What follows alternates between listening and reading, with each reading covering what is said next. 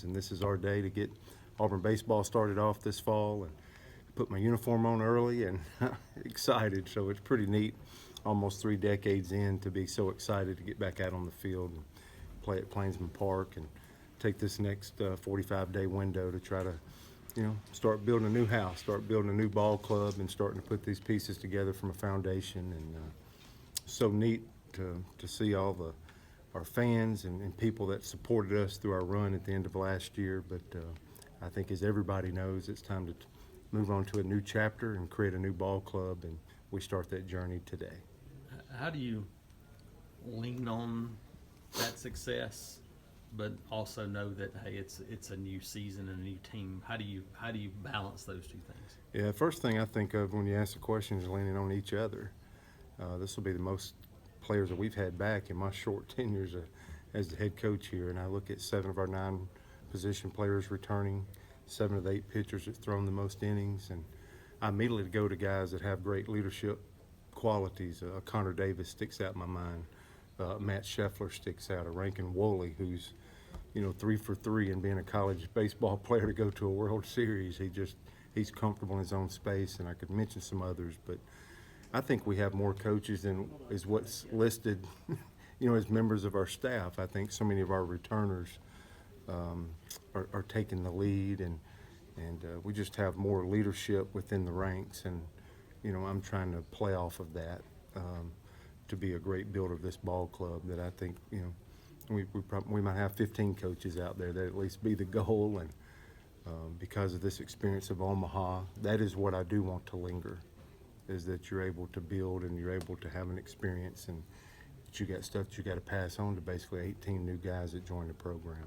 You touched on leadership, but last year's team, you had to push yourself, and you and your staff had to get involved in that a lot. Do you feel like this team is better equipped from a player standpoint to provide that leadership? 100%, because that's probably the biggest thing I've seen. We've been going since school started, building up to this point, but it's small groups, and it's player driven. It's having our players stand in front of the team.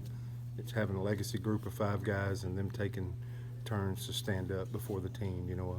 A player like Ryan Bliss that played so much last year as a true freshman and just so steady in every single day, and seems so much more mature than his years. There's nothing about him that looked like a first-year player in the Southeastern Conference. His value when he stood and talked to the team, it just had so much teeth to it. That's a guy that's got a chance to be the face or lead our program the next 2 years, and I'm all about letting them have that space. I want this to be not about me, but about their growth, and to see these players that I think are well equipped to lead now. We're embracing that. You mentioned Bliss, obviously one of the key guys in the fall, kind of figure out where he fits. Does he stay at second? Does he move to short? Is that one of the things that you're most interested in seeing, how it kind of factors out and plays out? Personally, I got 3 thoughts, I guess. One is I think Ryan Bliss can play second base. We've already seen that. He had never really played any second base, and I think to the casual fan, to myself, it looks like he'd been playing second base his whole life and had played very little. I believe that he can make a transition to shortstop. Number 2, he's going to get that opportunity all fall. I think anytime you get the opportunity to train at a premium position, middle infield and especially shortstop, I think it makes you a better athlete, makes you a better baseball player. We had recruited with the intention. I don't think I've ever hidden that from anybody, from Ryan and his family. The opportunity, sincerely, we wanted him. We pursued him. We were able to acquire him, and he wanted to be at Auburn for him to have an opportunity to play shortstop. Will he be our shortstop opening day? I don't know.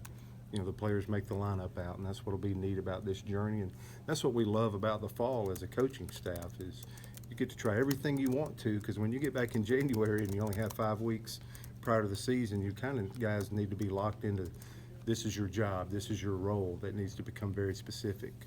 This opportunity, we'll get an opportunity to see, this fall we get an opportunity to see Ryan Bliss at shortstop every day and evaluate from there. That's what we brought him here for. That was a passion of his, a desire of his, and then at the end of the day, Ryan Bliss knows, the team knows, the coaching staff knows, I know. At the end of the day, the players will make the lineup out, but I think he could play a lot of different positions on our field and help our ball club.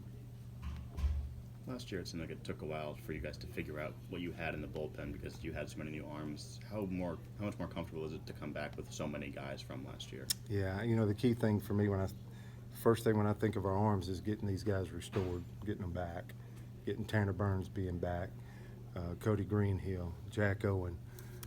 Those guys will see limited time this fall. My thing is, one, I think we get them back to health, but two, I don't want them to stop growing.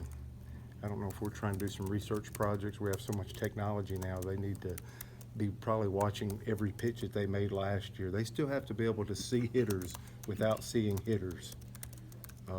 Their growth is valuable. Getting them back and getting growth to still happen while they're not pitching a ton of innings this fall is important. I think there was some unbelievable growth, not just in our season, but maybe a little bit in the fall or the summer. And like a Brooks Fuller, a guy that's local, 2 miles away, comes to school right here, but then he goes to Santa Barbara, California, and plays all summer. I think he's better for that. I'm excited for Brooks. Somebody, in my opinion, somebody that pitched way he ended the season last year like a Richard Fitz. I think he can do anything. He was another one. When I talk about Ryan Bliss being mature, Richard Fitz has that gift as well. And I think his stuff is only going to continue to get better and grow from all that experience that he got from last year. I don't think he's got enough talk as we're making that run there, but a guy that was getting on the mound more and more late was Ryan Watson. There's another senior that it looks like his stuff has continued to get better and better in this early fall. Ball's coming out of his hand, probably the best of his career, and I think he gained something at the end of the year. He pitched in a regional, pitched in a super regional, and he got to pitch in a College World Series. I think we benefit from that, and that's not a guy that we talk about a whole lot. So we know what those top three can do. How can us as a pitching staff make them grow? How can we get them back healthy? That's one piece of the puzzle.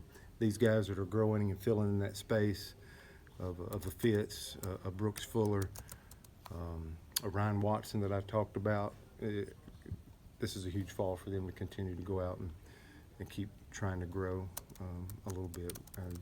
Before we got on air here, we were talking about Peyton Glavin, a guy that was probably not ready a freshman year and threw just a handful of innings. Last year really made a jump with his stuff. I think we got 2 or 3 guys like that could really assert themselves because their stuff's so much better heading into a third year because they've worked hard and grown and developed. And then the most exciting thing of this preseason heading up to the start of fall practice has been a young group of arms. I think there's 2 SEC starters, one left, one right-handed, that's in there. And you don't say that lightly when nobody's ever thrown an inning. I'm just seeing the stuff and the baseline of talent has been pretty exciting.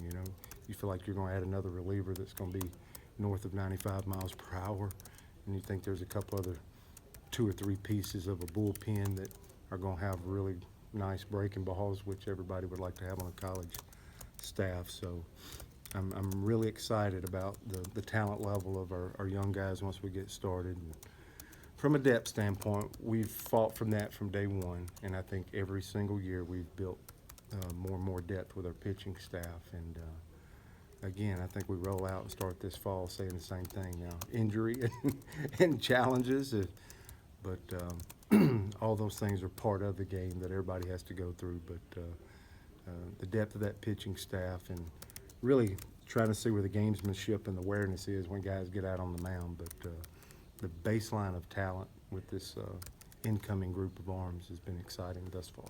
You got 2 infield spots.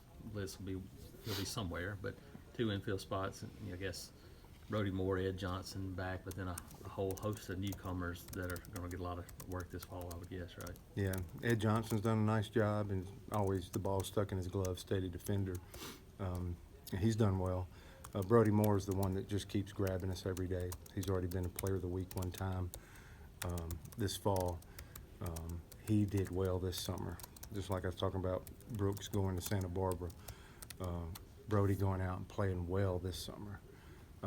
He's the one player where I look back at the end of the season in my own evaluation, like he could have got maybe more opportunities. You don't say that about every player, but that's a player that has continued to grow, but he missed the whole fall. Last fall, he's walking around here in a scooter. I nicknamed him Scooter for a few months there, but he's a guy that we think is ready to take a position. And could that be second? Could that be short? Or could that be third? Brody Moore's a neat ball player because we played him at first a little bit last year, a few innings. He could play all of the infield positions. He can play both corner outfield positions. And that's an exciting player. That's our super utility guy. So I'm looking for big things for Brody. I think he's impressed us all. We think the bat, the defense, the athletic ability we think is all improved, and he's ready. I think Bliss likes having him on one side or the other. We have to figure all that out and got so much time to do it, but Brody's been great. Mason Greer is a freshman. Anytime you got a switch hitter that you think has a little thump or a little pop in that bat, that's always going to excite you. But then feeling like you can hold down a position defensively makes it even better. You know, at this time of the year, at this stage, man, you want somebody that's really going to swing it and be a Gold Glove candidate. You want both.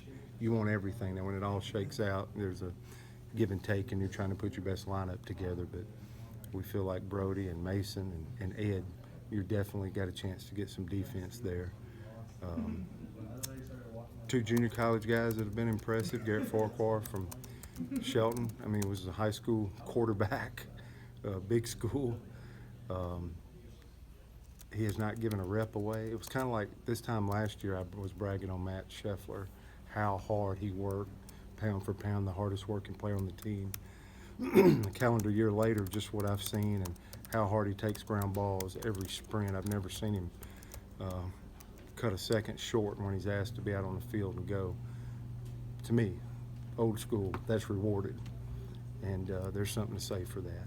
I'm so glad he's here just because of the work ethic that I've seen out of Garrett. Got a great arm, great intangibles. He gets in the box, you can just kind of see his bat moving just like he wants to compete in the box. And I love everything he's been about that I've seen thus far.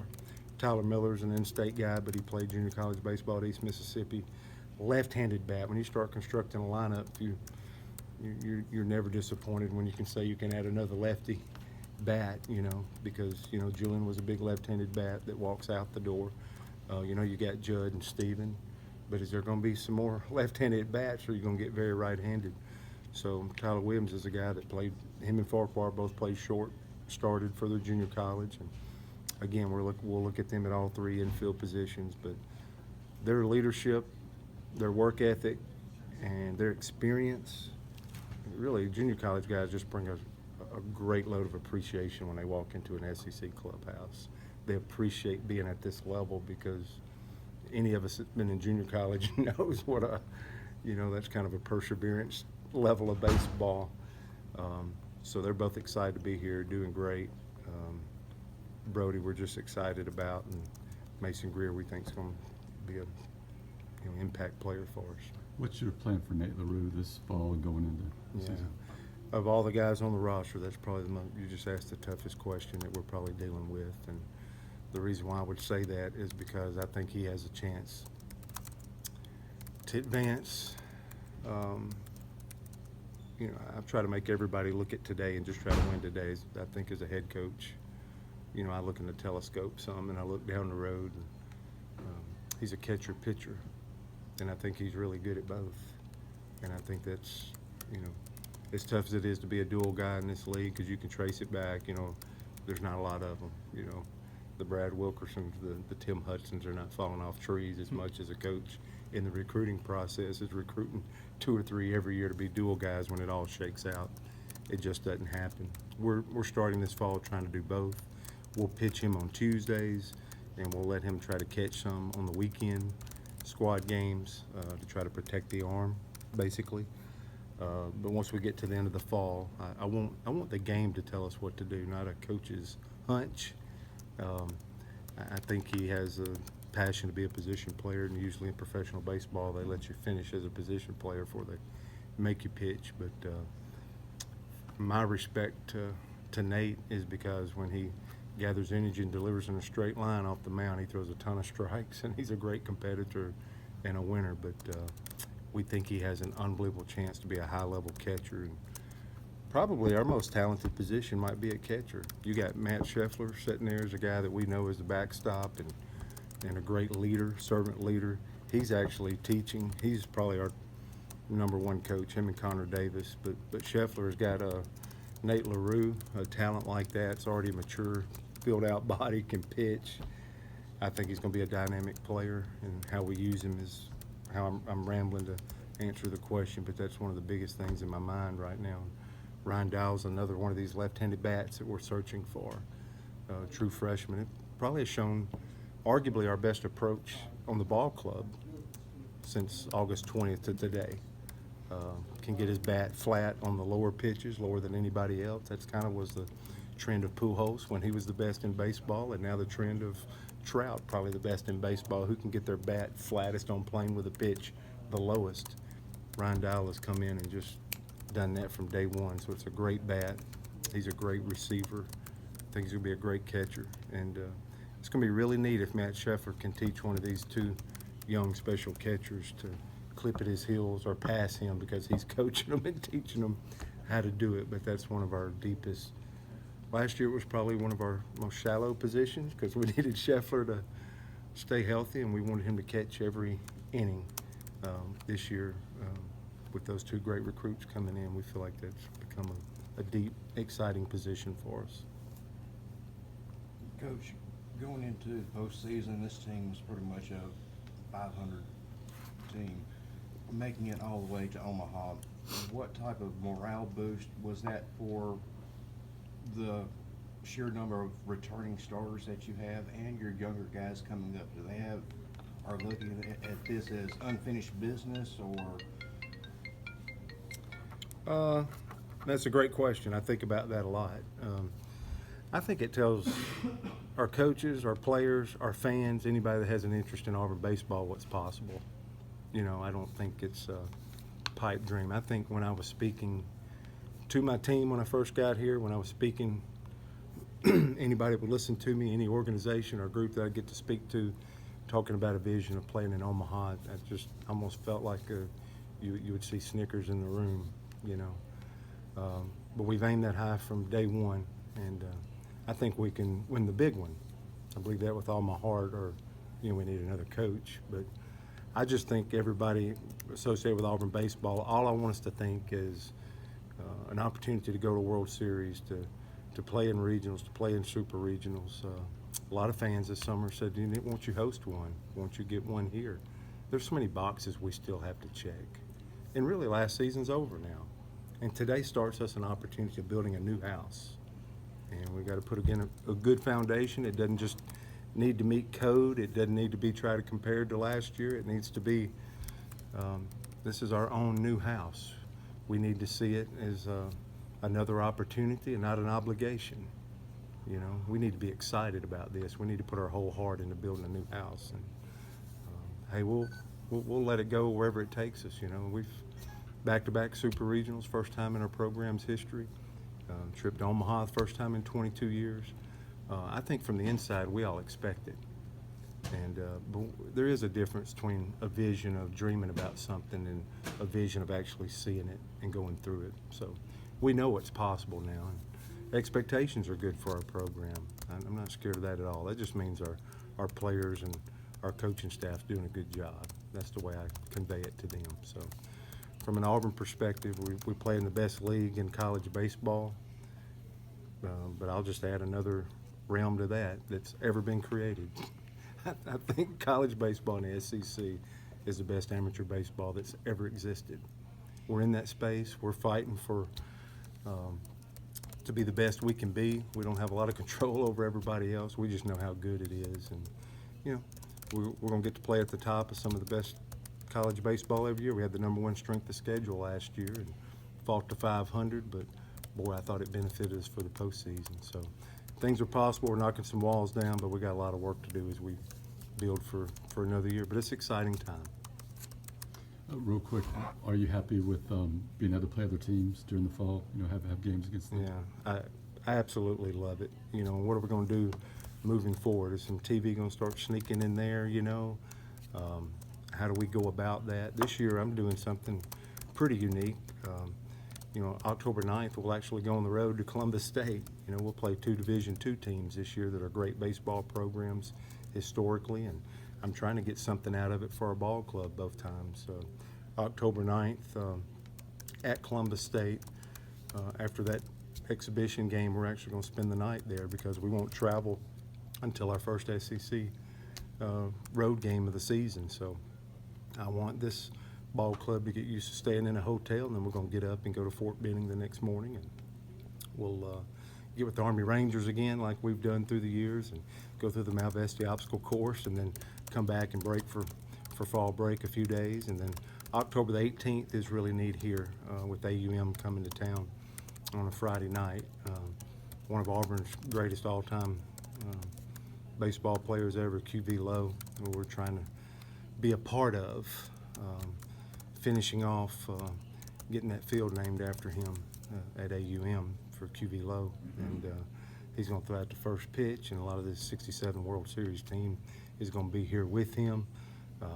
He's AUM's all-time winningest head coach and a great Auburn alumni. And you're always trying to make a difference, so that game just made sense, and we wanted to be a part of it, partnering with Marty Loveridge, the head coach there. And so we'll get to grow our team, and we'll get to honor one of our own, and we'll get something done that for a man that has done a lot for Auburn University and Auburn University at Montgomery.